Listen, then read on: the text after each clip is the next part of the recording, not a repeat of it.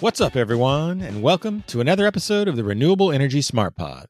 I'm your host, Sean McMahon, and unless you've been living under a rock for the last year or so, you've probably heard all about the money that's either already been deployed or is on its way toward funding the energy transition.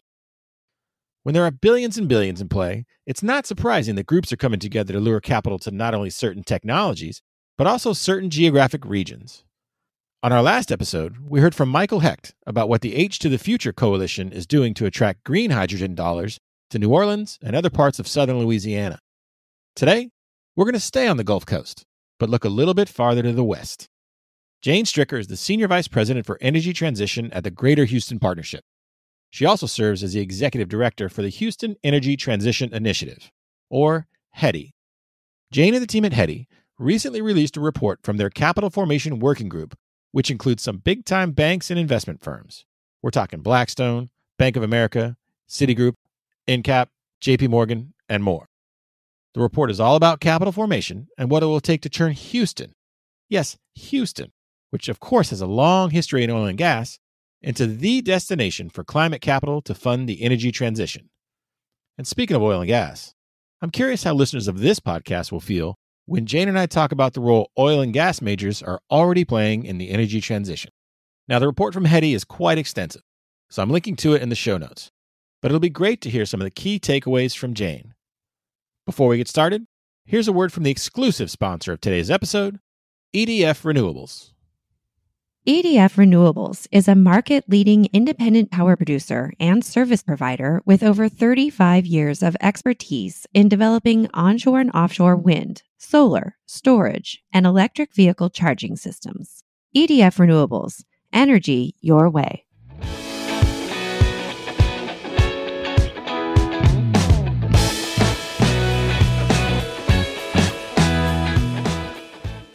Hello, everyone, and thank you for joining me today.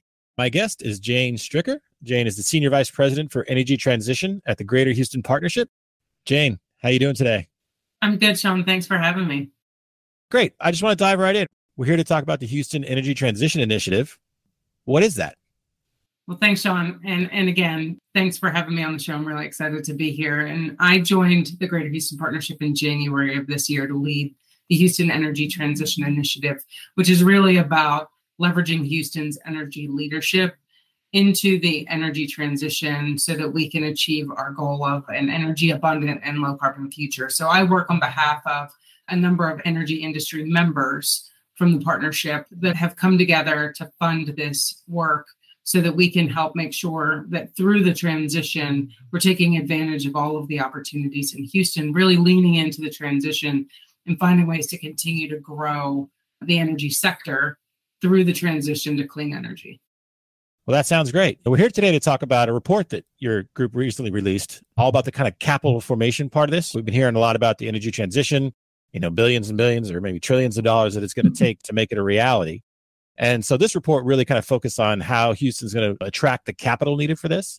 And I noticed that a lot of the organizations involved are pretty big time organizations. You got Bank of America, Blackstone, Citi, JP Morgan. So I'm curious, how did this working group that put out this paper, how did it come together? Sure. So we'll go back a step to the formation of the HETI initiative. And Bobby Tudor, former chairman of Tudor, Pickering and Holt, is the chairman of the Houston Energy Transition Initiative. And this is a specific area that he was truly passionate about and really worked to get a broad base of the capital formation players in Houston into this conversation. And so he brought in members from investment bank, PE firms, VC firms in and around Houston to really talk about, in the same way that during the shale boom, Houston became the epicenter for energy finance. This is sort of that same moment as we head into the energy transition, as we're looking at all of these new pathways for energy development and growth towards a low carbon future. How do we make sure that Houston really is the epicenter of the financing activity associated with that? This is where all of the industry solutions will scale. And so this is the place where all of the investment decisions need to be made. And this is the place where, if you're in the investment bank, PE, VC world, Houston should be the place you think of when you think about energy transition finance. Okay, now let's level set for our listeners a little bit here. Like, what's the current flow of capital into Houston for energy transition initiatives? So for 2021, it's about $15 billion that flowed in. And then if you look at what flowed out of Houston in terms of the decision makers or the entities that are based here in Houston that may be making energy transition investments in other places, there's about 25 billion, mostly associated with the oil and gas majors and the traditional oil incumbents making their investments in energy transition. All right. And what's the goal? How much capital funding is required to put Houston, like you said, make it the epicenter for all the transition for, energy capital? Yeah. So the way we looked at this was current flow of capital for energy transition in Houston is roughly about 6% of the total energy spend, capital investment in the region. And so if we think about Houston's ability to really lead in the transition, we set a goal for ourselves of somewhere between 10 and 15% of global energy transition spend for the future. And so if you think about $1.5 trillion per year by 2040, that roughly translates to about $150 billion of annual energy transition investment in and around the Houston region. Now, a lot of folks usually associate Houston with oil and gas, but what we're talking about here is some of those majors, obviously taking a percentage of their investment going towards cleaner energy. So why and how is Houston best positioned to do this, to make this transition? Yeah, absolutely. I mean, I think if you think about the intersection of all of the assets, the capability, the talent, the funding, all of that, the geology, the engineering know-how, all of that has a place here in Houston. And so we are seeing more and more, particularly with the innovation sector around climate tech and clean energy, as those technologies get developed, when they're looking to start scaling those technologies and really figuring out how to integrate that into our existing energy system, Houston is the place that they come to, and it's the place that they would want to come to. This is where sort of energy transition solutions will scale. And so it makes sense. Texas is, the largest wind producer. We're soon to be the largest solar producer. And we have all of the traditional incumbent assets and capability here. And so as this transition progresses, we'll see more and more, particularly in those technologies like carbon capture, like clean hydrogen and others. Houston really is the place where all of that will come together. And so we see that as being the biggest opportunity moving forward. All right. And we're talking about huge sums of money. So what is it going to take to unlock all this capital? On the national front, we've got the Inflation Reduction Act. That's a big player. You mentioned Texas is already huge in wind, and I'm sure there's some people looking at offshore wind tracks off the coast. So what are some of the really kind of key points that need to happen to bring all this, put all this money in the water, or all this money, wherever it's going to be? Yeah. So I think, it comes down to a couple of key things. We need continued development of capability.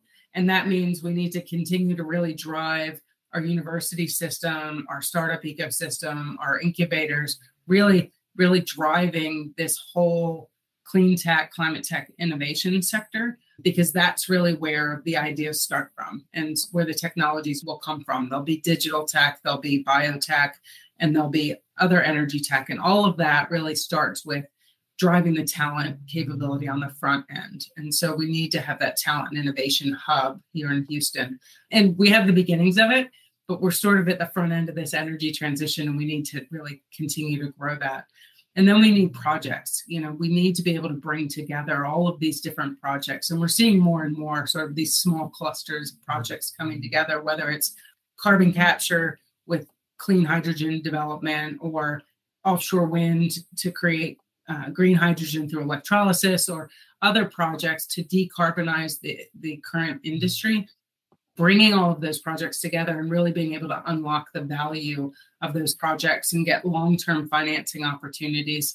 And then finally, we need the regulatory support. And so we really need to make sure that as we move forward, IRA is great, and it provides a lot of financing opportunity and a lot of financial incentive to get projects done. But we need to have those regulatory frameworks that really define, all of the permitting processes and the long-term asset and infrastructure build out of these new technologies, so that there can be a level of assurance and a level of certainty in the marketplace that says, yeah, we know these things are going to to have a long life. We know we're going to be able to get the permits to build them. We know we're going to be able to maintain those tax credits for the long term. And so having that level of certainty when you're talking about projects that have 20, 30, 40-year lifespans becomes really, really important. Now you mentioned, the role that universities can play in this and the R&D side of it. So is there any kind of portion of these funds or what portion of these funds, I should say, is really kind of targeting that? And I assume we're talking about, the local schools in the Houston area, or what are we talking about? So, I think from a venture capital standpoint, early stage venture capital is really, really critical, particularly as you're thinking about founders and entrepreneurship and really bringing that university-based research into reality. And so that's a big piece of it. And then we're also working collectively, HEDI is, with the universities to develop a National Science Foundation proposal for $160 million of grant funding. And we're working with universities across Texas. So University of Texas, Texas A&M, Rice, U of H, as well as Texas Southern University and Prairie View and A&M, working together between the universities and industry to really figure out what are those technologies that are needed for the long term for the energy transition, and how do we make sure that in the universities, when they're doing that research, they're doing it sort of with a view of what's the use case, where will these technologies end up, and how can they help us achieve the goals of providing more energy, but at lower carbon. We'll be right back. EDF Renewables' purpose is to build a net zero energy future with electricity and innovative solutions and services to help save the planet and drive well-being and economic development. We're committed to providing future generations with the means to power their lives in the most economic, environmental, and socially responsible ways possible. We understand the importance of managing energy integration in a way that also enables clean energy projects to improve the electric grid. Our tailor-made solutions can solve energy challenges facing our customers, no matter the size or complexity. EDF Renewables. Energy your way.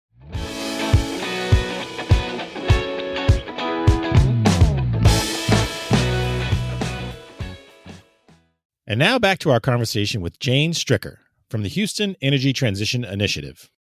Yeah, so you mentioned, where venture capital comes in, but some of the other sectors of finance, what are some of the key questions that those companies are asking as they enter this and kind of try to bring, like you said, all the talent of that area in with their money from wherever it's coming? Like, what are their biggest concerns and how are those concerns being addressed? Yeah, I think, really understanding what the end markets look like for these projects and who's going to be the off-taker for low carbon fuels, and where will the clean hydrogen get used, and how will this get integrated into the current power distribution system, and what is the infrastructure that's going to be needed to attach projects together and really create value for the entire region. I think those are some of the big challenges that private equity and the larger investors are thinking about when they're trying to figure out where should they invest their dollars, and how do we know for the long term that these projects will be successful. And so really being able to demonstrate an ability to get markets in place, really be able to get talent and capability in place, and show how these particular technologies, these particular solutions can help progress us towards that low carbon future. All right. And like I mentioned, we're talking about kind of a report that was pushed out just addressing the capital needs that HEDI's trying to go after to catalyze and lift Houston to be the epicenter. So, and we'll provide a link to that report in the show notes for this episode. But were there any surprises in the findings? Yeah, I think one of the things that was really most surprising for a lot of people when they looked at the report was the level of energy transition capital outflows coming out of the incumbent oil and gas industry. I think there's this perception in the marketplace that somehow the oil and gas majors, the incumbent energy industry, is somehow fighting this progression to low carbon solutions or net zero commitments. And really what we're seeing is all of these organizations now have low carbon businesses. All of these organizations are now putting ventures arms in place so that they can get in on the front end, investing in these new technologies and trying to figure out not only how they can create value from them, but then also how they can help scale these technologies and solutions. And ultimately, I think that's the piece that people need to realize is there has to be this integration and collaboration across all sectors of the energy industry if we're going to be successful. We can't afford to throw away trillions of dollars of existing energy infrastructure.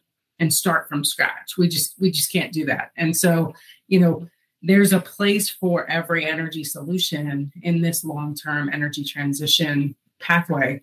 And so seeing how incumbent energy is embracing and working with a lot of these new startup ventures and a lot of these new small-scale technology solutions really, I think, is inspiring when you think about how important and how much capital these companies have to be able to invest in the energy transition. Yeah, you're right. I talk to folks who, maybe don't follow the industry as well or don't work in the industry. And when I tell them how much, companies like Shell have invested in, offshore wind or whatever, and they're just blown away. They're like, what? Like they just think it's a war between two things, and it's, there's no crossover funding. So are there any technologies that this organization kind of is preferring?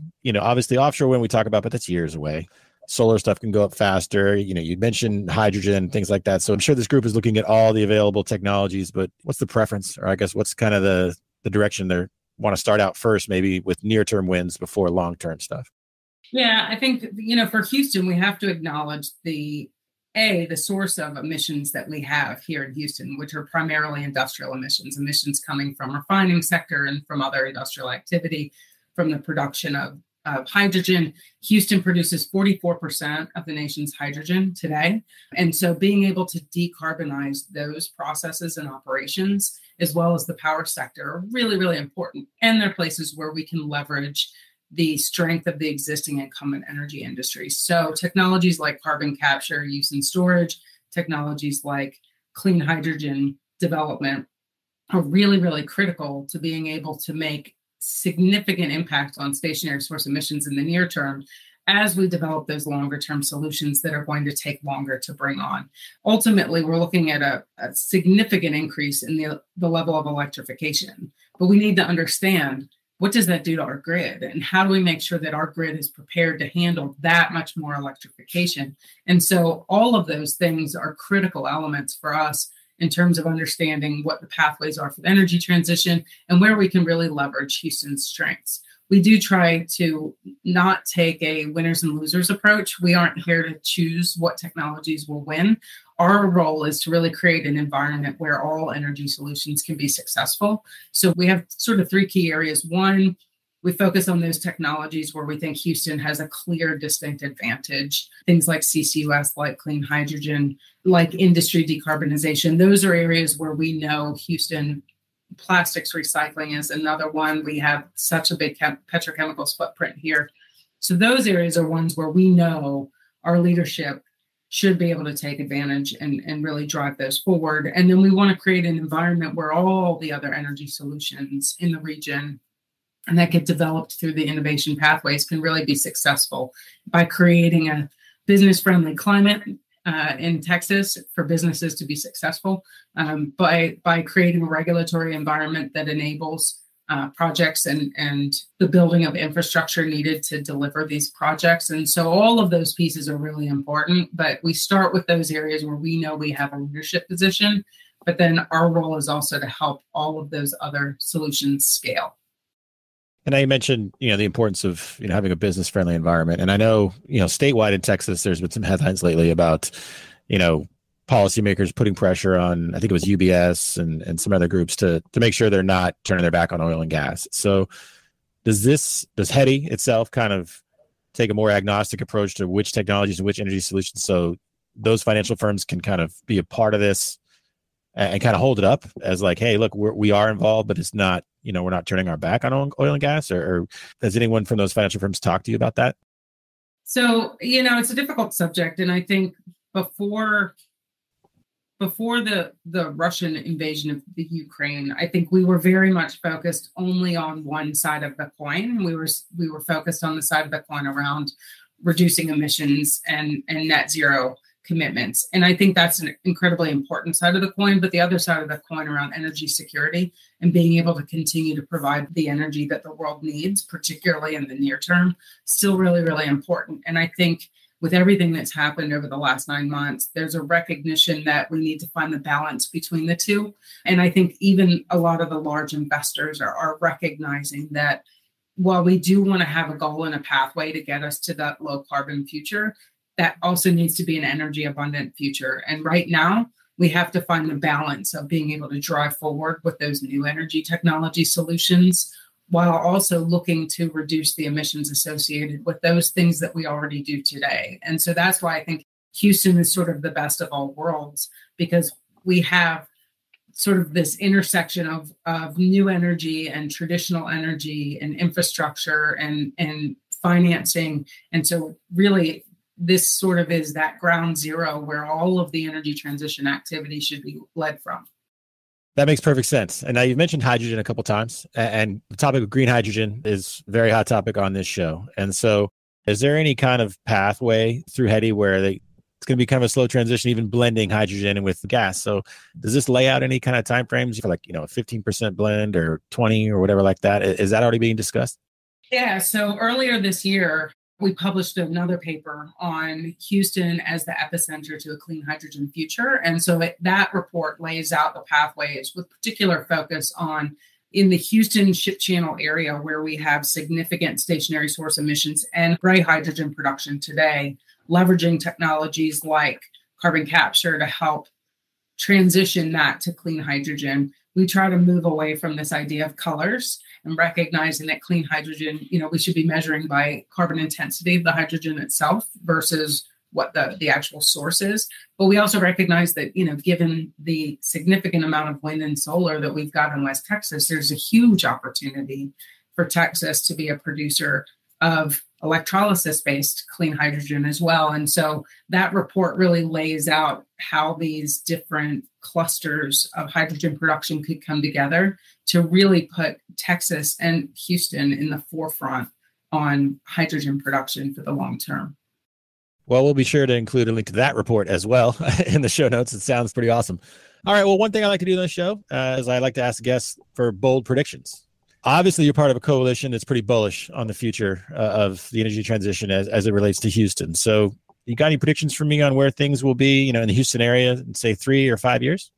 Absolutely. I think Houston is going to be the epicenter of energy transition within 3 to 5 years. I think you'll find that more and more investment players, whether it be VC or private equity or investment bank, will recognize the opportunity that exists here in Houston. I think the other thing you'll see is this really interesting intersection of bioscience with chemical engineering as we develop energy transition solutions. I think having Houston's medical center right there alongside of the energy sector will allow us to really start to see some interesting energy solutions coming together. And I think we'll start to see a lot more digital solutions coming into the Houston region as well.